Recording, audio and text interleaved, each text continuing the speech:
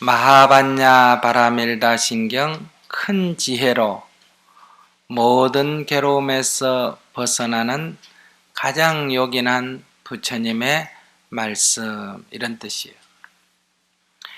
괴로움에서 벗어난다. 모든 속박에서 벗어난다. 그것을 여기서는 바라밀다라고 합니다. 파라미타, 바라밀다. 어떻게 해야 이 괴로움에서 벗어날 수가 있느냐? 여러 가지 방법이 있을 수 있습니다.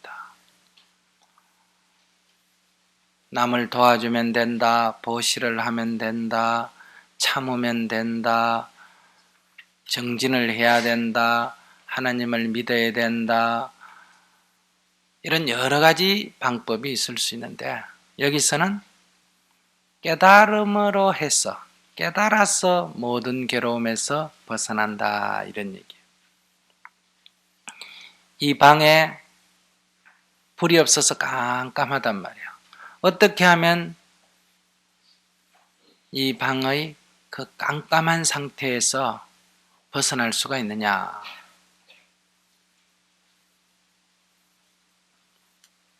어둠을 쫓아낸다. 어둠을 퍼낸다. 어둠을 쫓아내달라고 신에게 기원을 드린다. 어둠이 나가라고 구슬한다. 이런 여러 가지 방식이 있을 수 있는데 이 경에서 말하고자 하는 것은 불을 켜서 어둠을 몰아낸다, 이런 얘기예요. 불을 탁 켜면 된다. 불을 탁 켜는 거. 그래서 갑자기 환해져서 모든 게 한눈에 확 들어와 버리는 것. 그걸 뭐라고 한다? 반야라고 한다. 무슨 말 이해하시겠어요? 그러니까 반야로서, 깨달음을 통해서, 지혜로서 모든 괴로움에서 벗어난다, 이런 뜻이에요. 그러면 오늘은 첫 줄에 대해서 말씀을 드리겠습니다.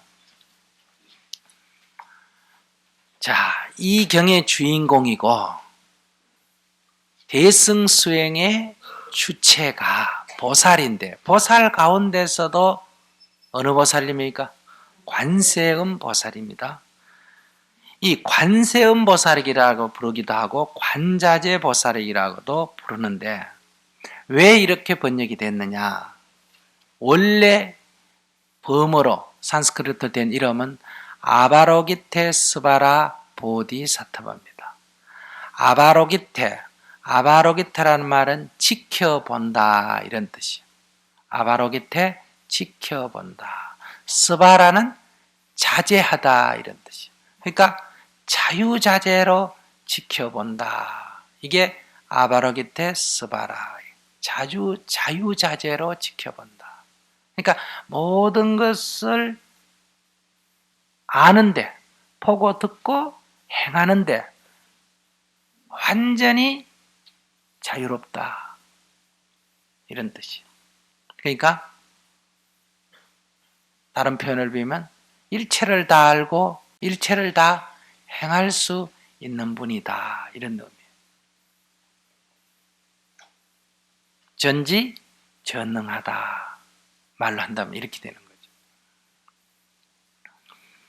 그런데 일체를 다 지켜본다, 일체를 다 꿰뚫어 안다, 그걸 한문으로 번역할 때 관세음이라고 번역하신 분도 있고 관자재라고 번역하신 분도 있어요.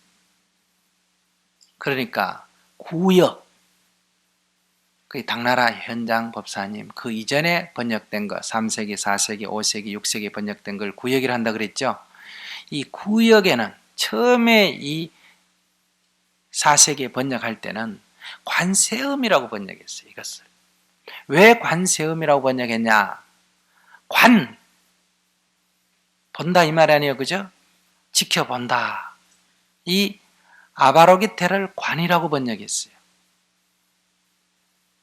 그런데 지켜보는 것을 자유자재로 지켜본다. 근데 뭘 지켜보느냐? 지켜보는 내용을 생각한 거예요. 이분이 뭘 지켜보느냐? 세상에 있는 중생의 고통을 지켜본다. 그 고통의 시름 소리를 다 듣고 다 본다 이 말이에요.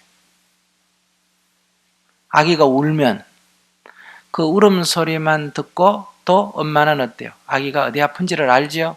그럼 아기의 울음소리를 듣고 안고 달랠 때 그 소리를 듣고 아는 건 뭔가 좀 불확실하죠? 그 소리를 듣지만은 마치 안고 품에서 보듯이 이렇게 하나도 빠짐없이 다 안다. 이래서 세음이란 말은 세상의 음성입니다. 세상의 음성이란 게 뭐예요? 중생의 고통에 찬 신음소리죠.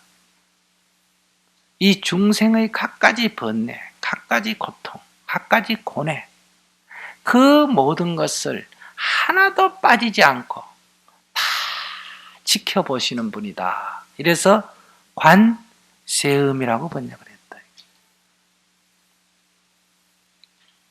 그런데 현장법사님은 이것을 관자재라고 번역했어요. 아바로기테 스바라를 글자 그대로 직역하면 어느 게 더 가깝다? 관자재가 더 가까워요. 자유자재로 지켜본다. 그러니까 관자재란 말이에요.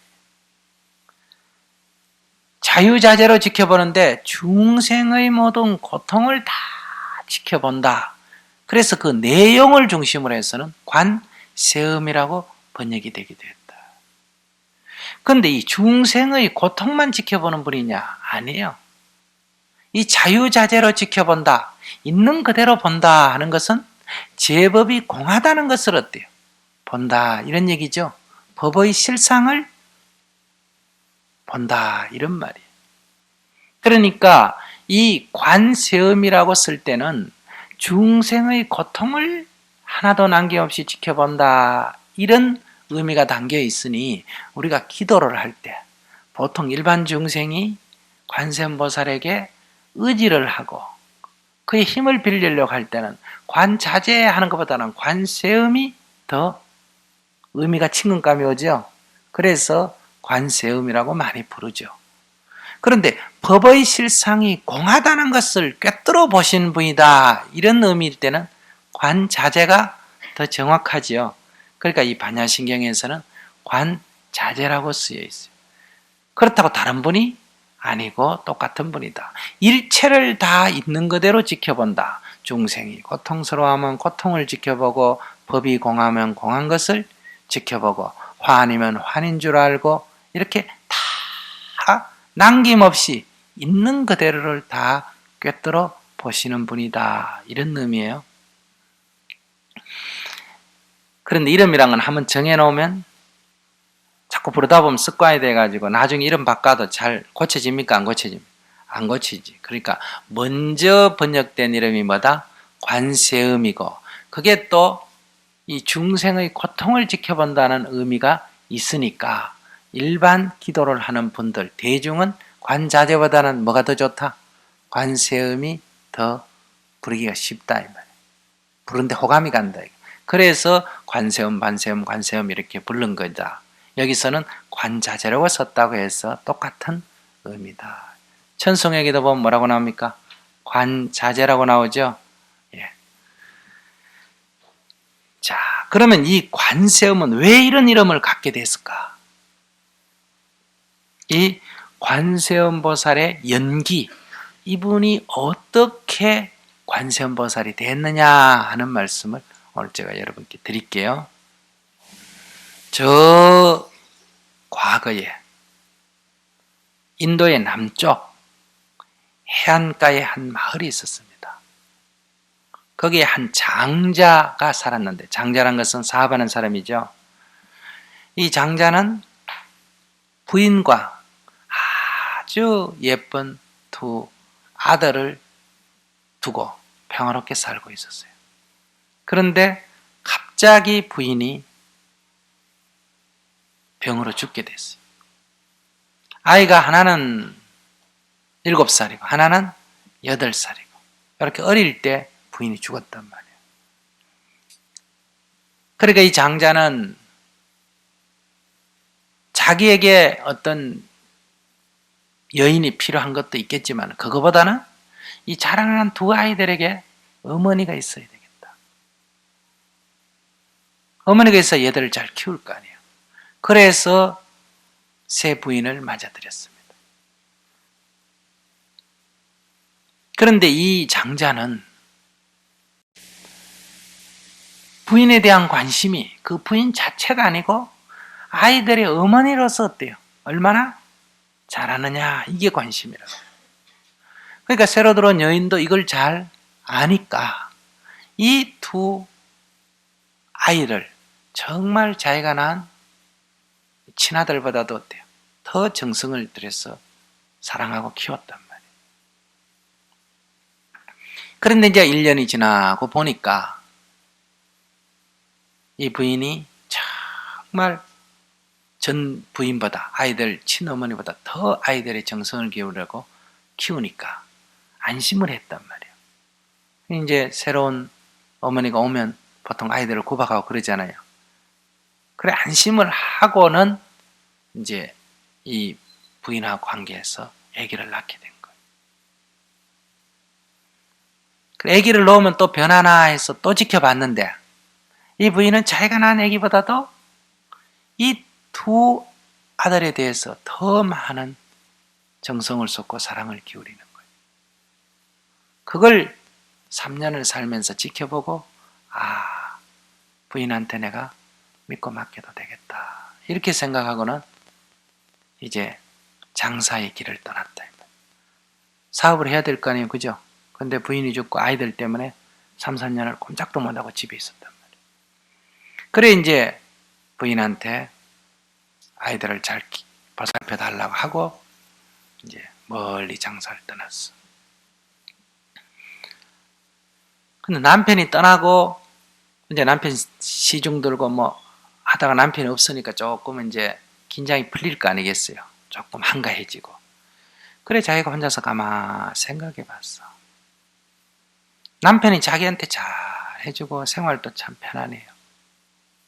그런데 이것이 언제까지 지속이 되겠느냐 이런 생각이 들었어요. 남편이 자기를 사랑하는 것은 자기를 사랑하는 게 아니다. 저 두 아이들을 끔찍이 사랑하고 내가 저 두 아이에게 잘해주니까 남편이 나한테 잘해주는 거지. 만약에 내가 저 두 아이에게 조금이라도 잘못한다면 나에 대한 남편의 사랑은 어때요? 일순간에 없어질 거다. 그러니 저 두 아이가 다 자라버리면 내가 필요 없어질 거 아니에요. 그러면 남편은 나를 버릴지도 모르겠다. 또 남편은 저 두 아이만 저렇게 끔찍이 사랑하니 나중에 남편이 가진 모든 재산은 저 두 아이에게만 물려줄 거고 나와 내 아이에게는 아무것도 남는 게 없을 거다. 이런 생각을 하니까 아직도 10년, 20년 후 얘기지만은 그걸 생각을 하니까 어때요? 갑자기 불안해지는 거예요. 안절부절해진단 말이에요. 야, 정말 그런 일이 당장 오늘 눈앞에 일어난 것처럼 어때요?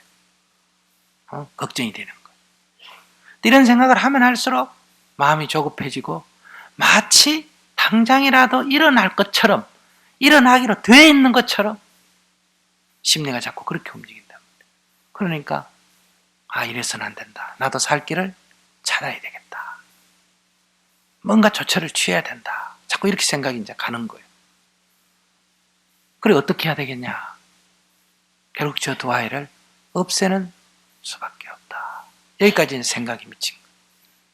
그런데 만약에 없앴다가는 남편한테 큰일 나겠죠. 그러니까 어떻게 없애야 될까? 이런 궁리를 하다가 그 마을에서 바닷가인데 멀리 무인도 섬이 있어요. 이게 이제 보타라카산인데 그 무인도 섬이 있는데 거기 갖다 버려야 되겠다 이런 생각을 해요. 그럼 아무도 모르니까. 그래서 어느 날 하루는 얘들아 소풍 가자 이랬어. 그 애들이 좋다고 어머니 어디 갈 거예요? 그래 우리 배 타고 저 바다로 가면 어떠냐? 이거 좋죠. 이래가 이제 애를 배에 태워가지고 바다로 갔단 말이에요. 그래서 섬에 도착했어. 아이들이니까 섬에서 얼마나 잘 놀겠어요. 그래 이제 먹을 것도 사가고 이랬으니까 애들이 먹고 해변가에 나가서 조개도 줍고 저기 뛰놀고 이렇게 막 정신없단 말이에요. 그럴 때 배를 타고 몰래 와버렸어요. 아이들은 몇 시간 뛰어놀다가 이제 지치니까 어머니를 찾았어. 근데 어머니가 안 보이는 거예요. 그 섬을 아무리 뺑뺑 돌고 찾아도 어머니가 흔적이 없는 거예요. 그러니까 거기서 어머니를 목나 부르고 불러도 어때요? 대답이 없는 거예요. 그러니까 아이들의 마음은 자연적 어머니에 대한 원망으로 가겠죠. 어머니가 우리를 버리고 가셨다. 왜 우리를 버리고 가실까? 어머니는 나쁜 사람이야. 이렇게 되다가 심리는 이제 어디로 바뀝니까? 아버지를 원망하게 되죠. 왜 아버지는 저런 여인하고 결혼을 해서 우리를 이렇게 죽게 만들까? 아버지를 부르고 불러도 대답이 없으니까 이제는 아버지를 원망하게 되죠. 그게 도가 지나치면 어디로 갑니까? 이제는 생모를 부르게 되죠. 생모를 불러도 대답 없으니 생모를 원망하게 되죠. 왜 어머니는 일찍 돌아가셨었대요. 우리를 이렇게 죽게 만드나. 하루가 지나고 이틀이 지나고 사흘이 지나고 배는 고프고 춥기는 하고 아무리 목놓아 부르고 불러도 아무도 대답이 없고 결국은 열흘이 지나고 이러면서 작은 아이가 먼저 죽게 됐어. 그래 이제 형이 죽어가는 작은 아이를 무릎에 비면서 어머니를 부르고 불렀다 이거야. 그런데 아이가 죽어버렸어. 그러니까 이 새어머니에 대한 불응과 미움, 아버지를 부르고 응답 없는 아버지에 대한 미움, 어머니를 부르고 응답 없는 어머니에 대한 미움이 크게 도달했겠죠. 이렇게 해서 자기가 죽게 됐어. 동생이 먼저 죽고 자기도 이제 죽게 됐어.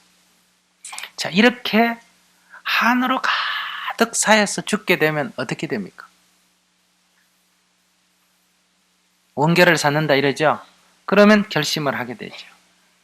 내 세세생생이 따라다니면서 어때요? 이 원수를 갖고 말겠다. 이렇게 하면 이제 새어머니하고 무슨 관계가 됩니까?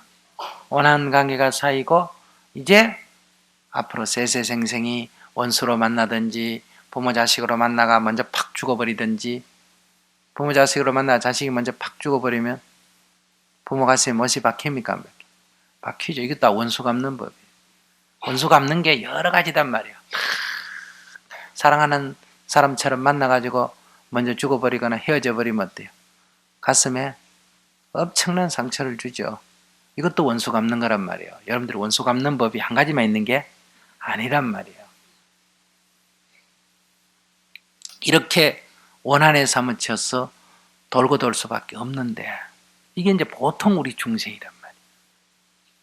근데 이 아이가 자기 숨이 끊어지는 그 순간에 이런 생각을 했어요.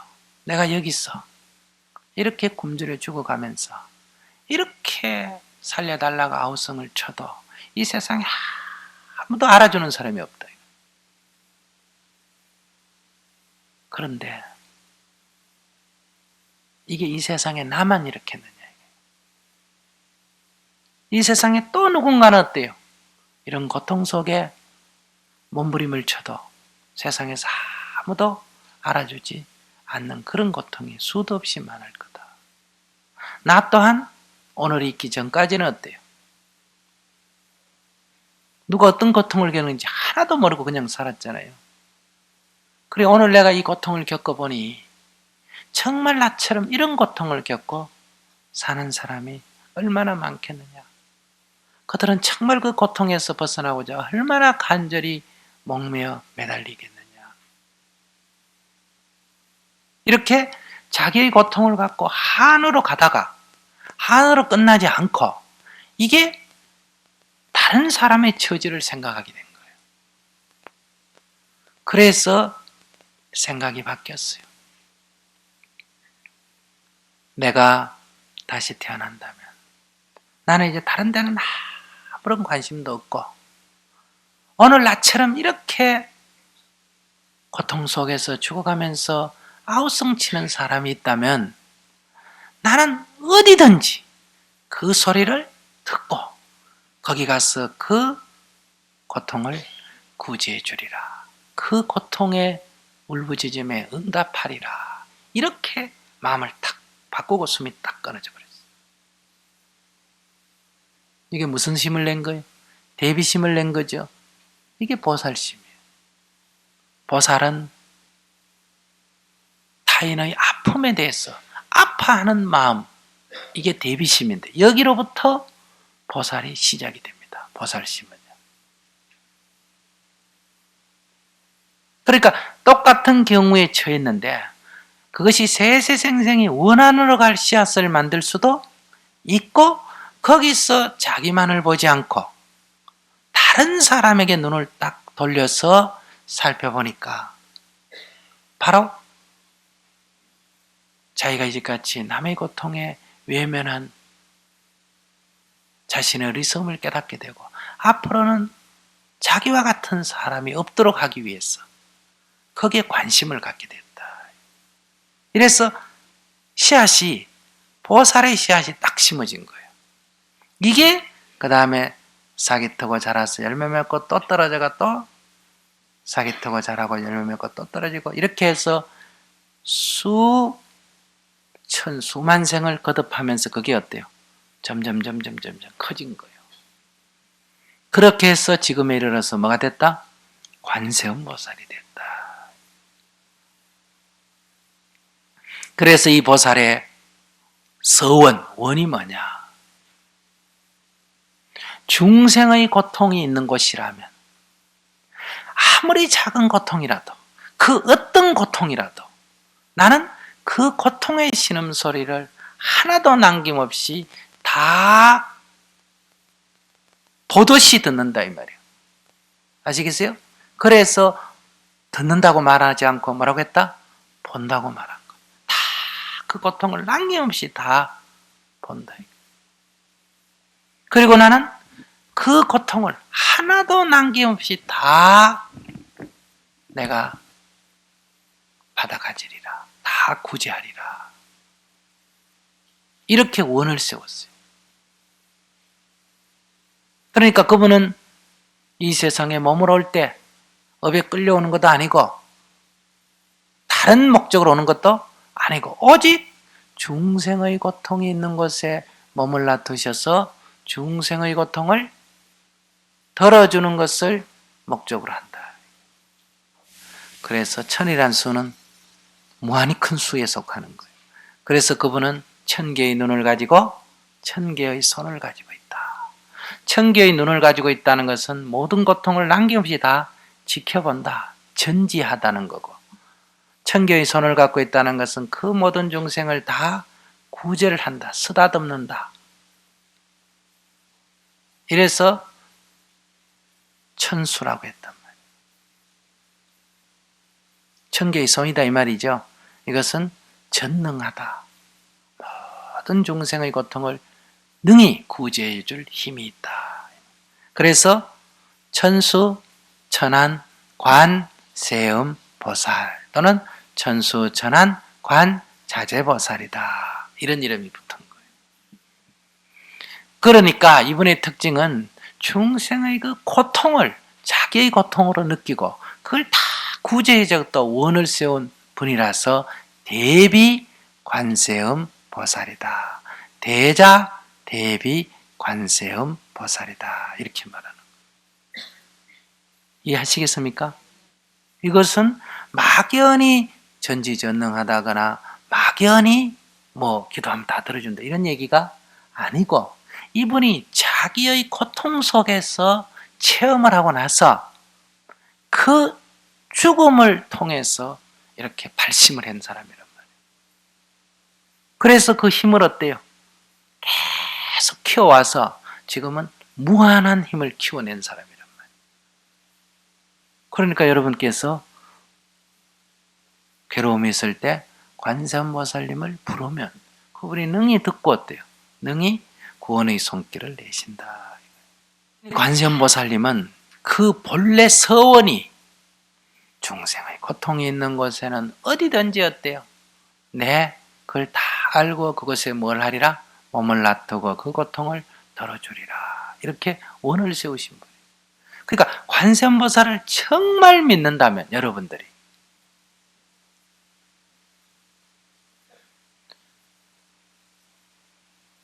기도하면 들어줄까 안 들어줄까 이런 생각을 하겠어요 안 하겠어요?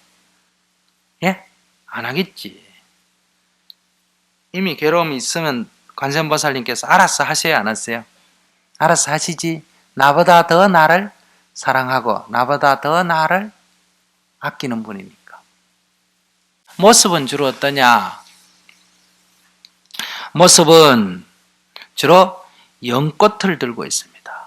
연꽃 한 송이를 딱 들고 또 손에는 물병을 딱 들고 이렇게 있을 때가 많습니다. 이 물병을 들고 있는 것은 중생의 몸과 마음, 중생의 아픈 몸과 마음을 치료해 준다. 그래서 그 물이 감로수란 말이에요.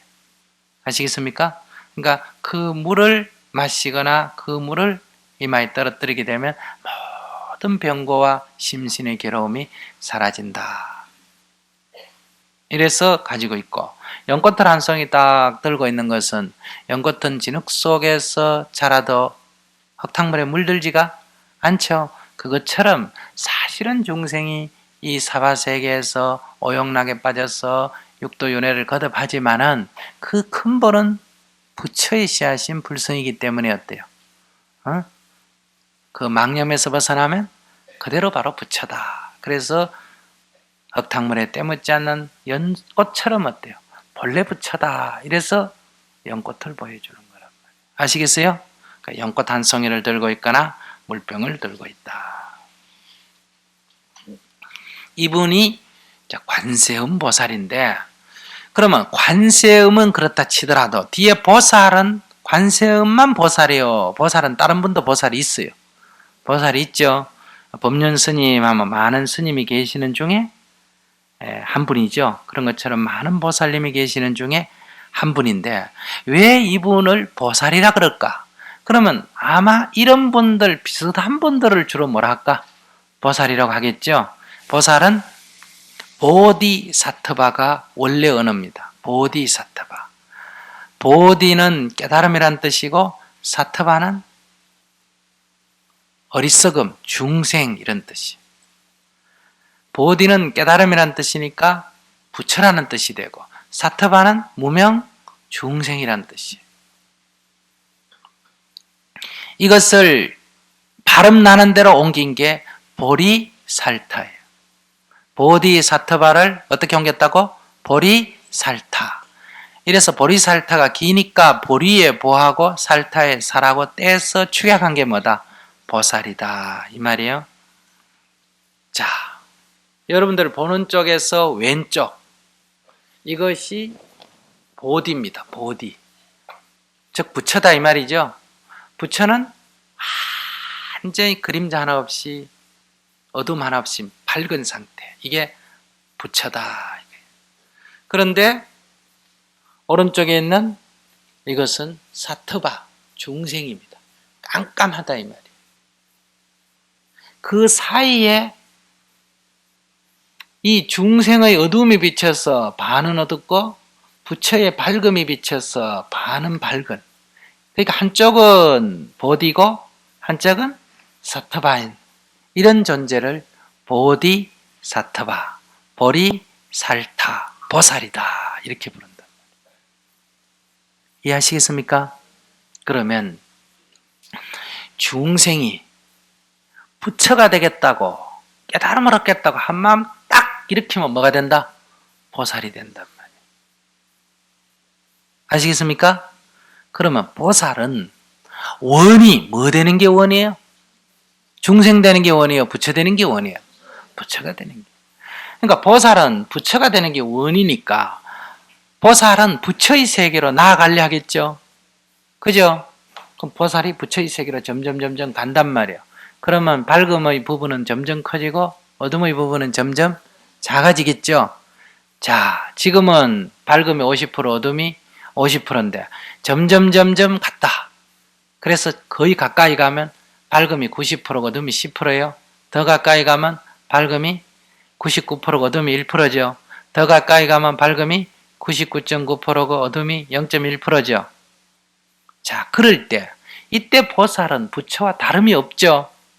맞습니까? 그러나 아직도 어둠이 있어요, 없어요?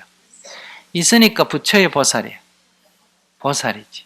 그럼 아무리 부처의 세계로 가도 이 어둠이 0.1%든 0.01%든 0.001%든 0.000000001%든 남아있겠어요? 안 남아있겠어요? 남아있겠지. 그러니까 부처가 될 수가 있어요? 없어요? 없어. 이게 모순이죠. 부처가 되고 싶어서 부처의 세계로 한량없는 노력을 해서 가도 결국 부처가 될 수가 없어요. 그러니까 부처님의 비견되는 데까지는 갈 수가 있지만은 부처님은 될 수가 없다.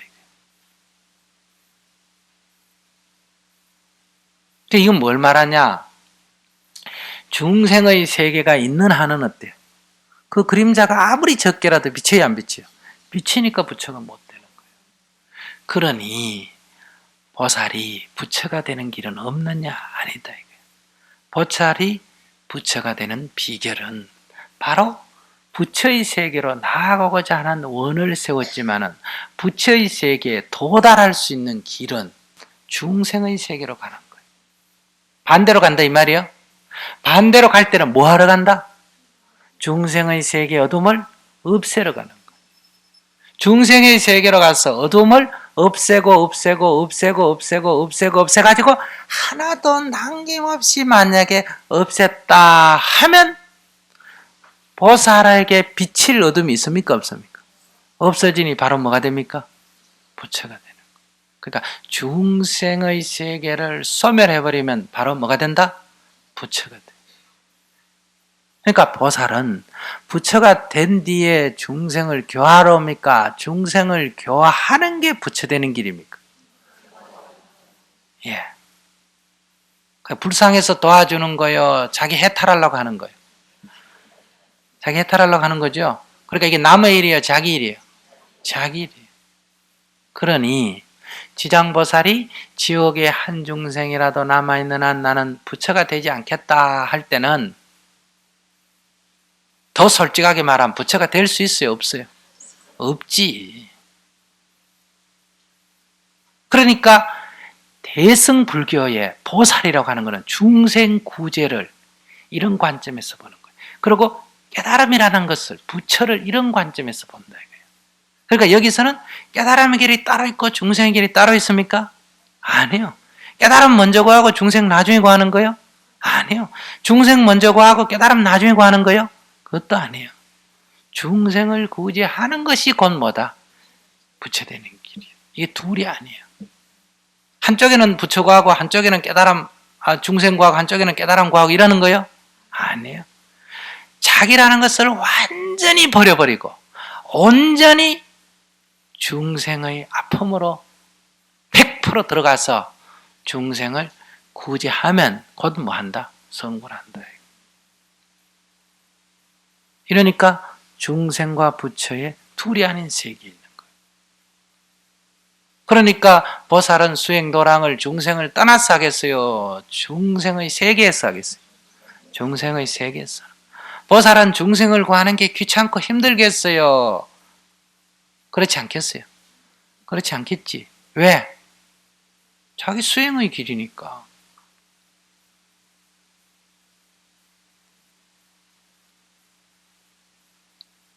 그러면 이런 사상에 입각한다면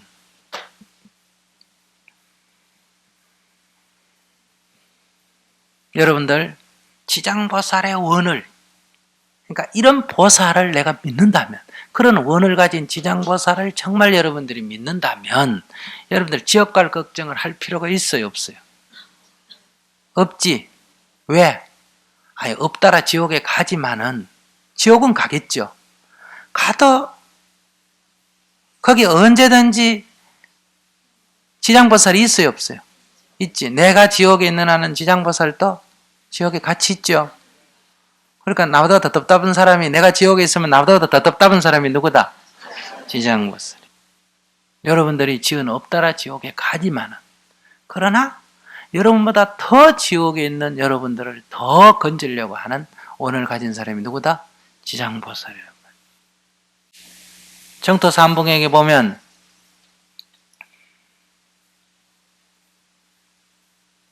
부처님께서 신통력으로 이 세상의 모든 이 우주에 있는 온갖 세계를 다 보여줬어. 그랬더니 법장비고가 그것을 보니까 말이야, 이야, 어떤 세계는 중생이 나쁜 마음을 가지고 나쁜 행동을 하고 나쁜 과보를 받고 지옥에 떨어져서 온갖 고통을 겪는 그런 걸 다람쥐 쳇바퀴 돌듯이 사는 데도 있고, 어떤 세계는 보니까 다 전부 다 바른 마음을 가지고 수행정진하는 그런 세계도 있고, 어떤 세계는 보니까 여자가 차별받고 온갖 고통을 겪는 데도 있고, 어떤 세계는 보니 여자라고 해서 차별도 안 받는 그런 세계도 있고, 어떤 세계는 보니 온갖 신체 불구가 많은 그런 세계도 있고, 어떤 세계는 보니 다 육군이 강건한 그런 세계도 있고. 그걸 다 보자 부처님께 이렇게 말했어. 부처님, 일체 중생이 괴로움이 없는 그런 정토 세계를 부처님께서 만드셔서 우리 다 그 태어나게 해주십시오. 그럼 이렇게 힘들게 수행 안 해도 되지. 그랬더니 부처님께서 법장비고 보고, 너가 그런 걸 만들어봐라. 제가요? 그래, 너가 해봐라. 그럼 우리는, 아이고, 제가 어떻게 합니까? 전 못해요. 다 그럴 거예요. 그런데 법장비고는 부처님 말을 믿죠. 부처님 말을 믿으니까 부처님께서 너가 한번 해봐라 하면 누구 말입니까? 부처님 말을 알아야겠습니다. 이래야 이게 부처님 말을 믿는 거예요. 아, 부처님 좀 못해요. 이거는 부처님 말을 안 믿는다는 얘기예요. 그러니까 알겠습니다. 제가 부족하지만 부처님께서 믿고 저에게 맡기니 어때요? 해보겠다 이거죠. 그래서 그 수많은 세계에서 다 장점을 뽑았어. 이런 것은 없는 세계, 이런 것은 꼭 있는 세계. 그래서 거기에 신체 장애가 없는 세계, 여자가 없는 세계 이렇게 나옵니다. 그럼 여러분들이 여자를 차별하고 여자는 뺐나 이런 말이 아니라, 여자가 없다 이 말은 여자라고 차별받지 않는다 이 말이거든요. 옛날에는 여자가 하도 차별을 받아 놓으니까 여자의 고통이 이루 말할 수가 없어서 이 보살들은 여자가 없는 세계 이렇게 경전에 표현된 것은 여자라고 차별이 없는 세계. 거기 신체 장애가 없다 하는 건 신체 장애가 없다는 말도 되겠지만, 신체 장애가 있다 하더라도 뭐 하지 않는 것? 차별받지 않는 것, 이런 뜻이란 말이에요. 거기 종이 없다 이래 나오거든요. 그러니까 사람이 차별받지 않는, 종이라고 차별받지 않는 세계를 말하겠죠. 이래가 몇 가지 원을 세웠나? 48가지 원을 세웠어. 그래서 다생겁내로 그런 세계가 이루어질 때까지, 즉 공약을 내걸놓고 그 세계가 이룰 때까지 희생과 봉사로 한량없는 세월을 그렇게 했어요. 얼마나 자기 몸과 목숨을 버렸느냐.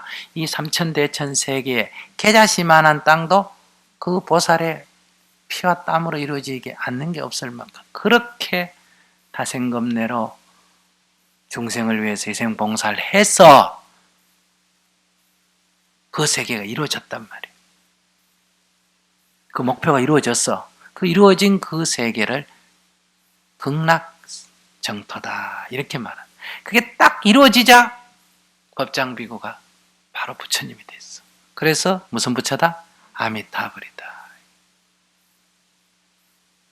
그러니 바로 중생의 고통을 하나도 없이 다 남김없이 없애자 바로 뭐가 됐다?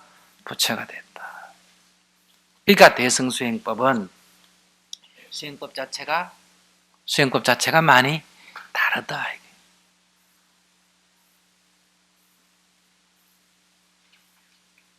남편이 술을 먹고 오고 늦게 오고 바람을 피우고 이럴 때 부처님 우리 남편 좀 고쳐주세요. 제발 저 질 좀 뜯어 고쳐주세요.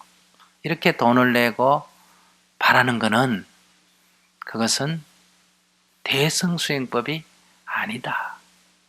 자긴 잘났고 남편은 못났고 이런 뜻이에요. 그런데 그런 남편을 불쌍히 여기고 어때요? 그렇게 술 먹을 수밖에 없는 그 마음을 헤아리고 그렇게 집 밖으로 돌며 딴 데로 방황하는 그 아픔을 생각하고 일찍 들어오지 못하고 늦게 들어오는 그 아픔을 생각하고 마치 부모가 집 나간 자식처럼 생각하고 거기에 눈물을 흘리고 그걸 같이 다 깨닫는다 이 말이야. 술을 좋아하면 적게 먹건 날은 보충해서 받아주고 많이 먹건 날은 배 아플 걸 생각 해장국 끓여주고 늦게 온 날은 어때요? 다 세수할 것까지 준비해주고 바람 피우면 용돈 줘서 잘 가시러 갔다 오라고 해주고 자식이 저기 연애하러 나갈 때 결혼하기 전에 자식이 연애하러 나가면 용돈 줘요 안 줘요? 주죠? 오늘 잘해봐라 으니? 이러면서 만약에 이렇게 마음을 내면 누가 좋아질까? 내 속에 미움이 있어요 없어요? 불안 초조가 있어요 없어요? 없겠지. 그러니까 그 고통을 다 껴안으면 내 고통이 없어져 버려요. 근데 그걸 외면하면 누구 고통이 더 늘어난다? 자기 고통이 더 늘어난다. 그러니 대승보살의 길은 그 중생을 내 남편이다 하는 이 생각을 버려버려. 내 남편이다 하면 안 되죠. 내 남편이다 하는 생각을 던져버리면 어때요? 능히 할 수가 있거든요.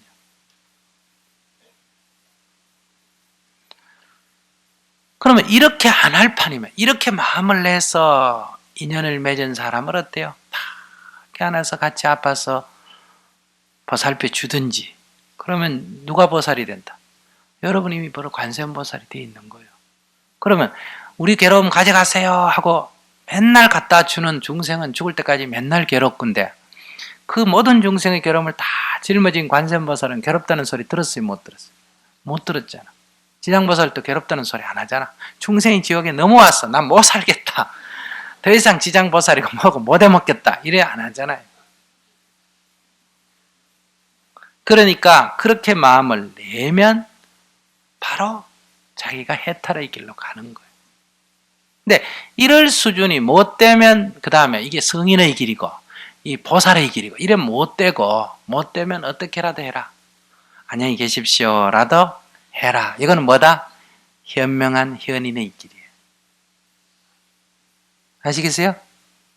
그런 남자하고 살 이유가 없죠. 안녕히 계세요.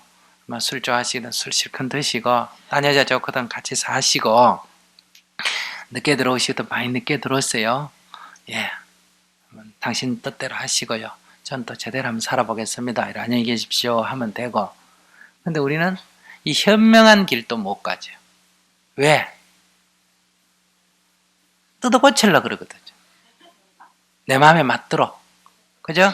돈은 벌어다 주고 몸도 건강하고 인물도 잘났고 딴 여자가 다 쳐다봐도 훌륭할 만큼 우리 남편 잘생기기도 하고 딴 여자 쳐다보지도 말고 돈도 많이 벌어가다 나한테 갖다 주지 딴 데 술집에 가 쓰지도 말고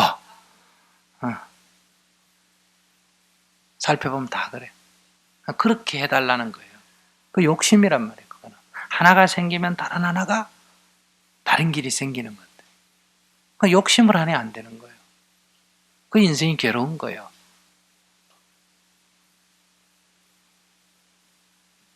그러니 스님 얘기 들으면 여러분들이 이러죠. 아이고 스님은 안 살아봐니 저런 소리 하지. 살아봤으면 그런 소리 다시는 안 할 텐데 이러지 모르지만 뭐 나도 살아보면 그렇게 이런 말 안 하고 역시 똑같이 될 수는 있죠. 그렇다 하더라도 우리는 내가 그렇게 못하더라도 이렇게 하는 것은 내 성질대로 하는 것은 나에게 괴롭고 남편에게 괴롭고 자식에게 괴롭다. 현명하게라도 하면 나라도 안 괴롭다. 보살의 마음을 내면 나도 안 괴롭고 남편도 안 괴롭고 자식에게도 좋고 세상에도 좋다. 이건 맞는 일이야, 안 맞는 일이야? 내가 하고 못하고 놔놓고 우선 맞는 얘기예요? 그건 동의가 돼요? 맞으면 하면 되잖아. 자, 그러니까 불법이라는 것은 내가 하고 못하는데 너무 신경을 쓰지 말고 그렇게 하면 그 해결이 된다. 이것만 알면 이제 다음 선택의 문제죠. 아시겠어요? 그러니까 내가 이 해결될 수 있는 길을 안 가고 어리석게 해결될 수 없는 길을 붙들고 있으니 괴로울 수밖에 없다. 그러니까 지금처럼 살면 괴로운 걸 당연하게 받아들여라. 쥐가 쥐약을 먹고 배 아프거든. 아이고 그럼 그 정도 먹었는데 어떻게 안 아프겠어? 이렇게 살면 돼요. 그러면 거부하는 것보다 괴로움이 훨씬 적겠죠. 당연히 이 정도야 받아야지. 욕심내서 그 정도 배 어떻게 안 아프겠어? 이렇게 하고 그 다음에 또 현명한 길을 가려고 그러거든. 그렇게 안녕히 계십시오 하려면 자기가 돈을 벌어야 되겠죠.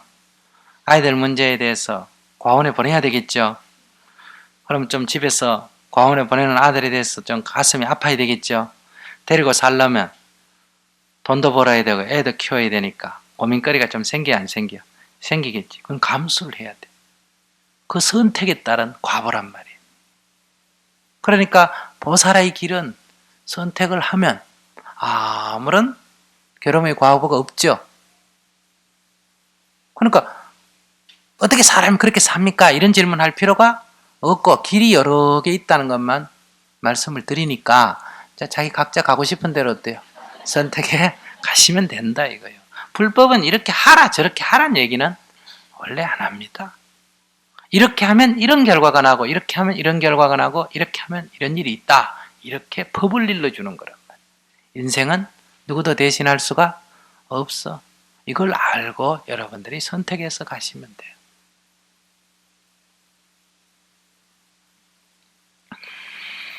자, 그러니까 관세음 보살님은 이 보살이라는 칭호를 받을만 합니까 안 합니까? 하죠. 그러니까 뭐다? 관세음 보살이라고 했다. 그 지장보살도 보살이라는 칭호를 받을만 해야 안 해요? 하죠. 그러니까 뭐라고 한다? 지장보살이라고 부르잖아요. 여러분들도 적어도 자기가 낳은 갓난 자식에 대해서는 이런 마음을 냅니까 안 냅니까? 내죠. 그러니까 엄마는 다 보살이라고 부를만 하다 이거예요. 그래서 여러분들 보살이라고 부르는 거예요. 남자는 보살이라고 안 부르잖아. 그죠? 남자는 그런 마음을 한번 내본 적이 별로 없으니까. 그 다 이유가 있는 거예요. 근데 여러분들은 그거를 자기 자식한테만, 그것도 어릴 때만 그렇게 딱 냈죠. 그래도 보살은 보살이에요. 1% 밝고 99% 깜깜해도 보살은 보살이니까. 보살은 어디에서 활동을 하느냐? 이 관세음보살은 이 세계에 다 어디든지 계신다. 그래서 3계에 다 계시는 거예요. 3계란 말 지난번에 설명드렸죠. 색계, 욕계, 무색계. 또 중생이 돌고 도는 6도의 세계에 다 계세요. 6도라는 게 뭐죠? 지옥, 악의, 축생, 수라, 인간, 천상이죠. 그 다음에 3세, 과거세와 현재세와 미래세 3세에 다 계시며 또 모든 생명을 다 구제하십니다. 난생, 태생, 습생, 화생 모든 생명을 다 구제하신다.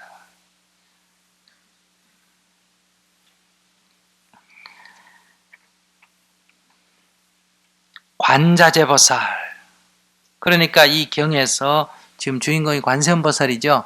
그 관세음보살이 어떤 분인가 이것만 또 알아도 어떻게 됐어요? 바로 이미 이 반야신경 내용이 뭔지를 좀 짐작이 되죠. 주인공이 이러니까 뭐 내용이 대충 짐작이 되잖아요. 그러니까 하나하나 논리로 따지고 분석을 해서 공부를 해 가야 되지만은 바로 이 주인공의 마음이란 말이에요. 그러니까 죽일러 하고 철천지 원수라고 생각했다가 다 타인의 아픔을 생각하니까 일순간에 없어져 버렸잖아요. 그죠? 그러니 그게 벌써 이름을 안 붙여서 그러지 악하니 선하니 옳으니 그러니 하는 게 다 뭐다? 공하다. 이해가 되잖아. 그죠? 거기 아무 그런 교리가 안 붙었단 말이에요. 철학도 안 붙고. 그래도 그게 공하니까 그렇게 악심을 품었던 게 일순간에 어때요? 탁 없어지지. 이 선하고 악한 것이 따로 있으면 어떻게 그게 일순간에 없어지겠어요? 바로 그 숨이 끊어지기 직전까지만 해도 철천지 원수였단 말이에요. 그때 먼저 끊어졌으면 어떻게 됐어요? 세세생생이 아마 돌고 돌아가 지금 아마 사탄쯤 됐을 거 아니에요. 그러나 그 한 생각이 딱 바뀌어가지고 이렇게 자기 처지에 있는 다른 사람을 생각해 버리니까 순식간에 딱 바뀌어가 나를 위해서 세상에 안 해주는 원망 속에서 한 생각 바뀌어서 내가 그들에게 뭘 해줄 거냐 이렇게 딱 바뀌니까 바로 보살이 되어버렸단 말이에요. 이게 불법이에요. 여기에 기적이 생기는 거예요. 이걸 이제 다른 말로 하면 마른 나무에 꽃이 피고 이래. 아시겠습니까? 이거 완전히 죽은 고목인데 거기에 바로 꽃이 핀다.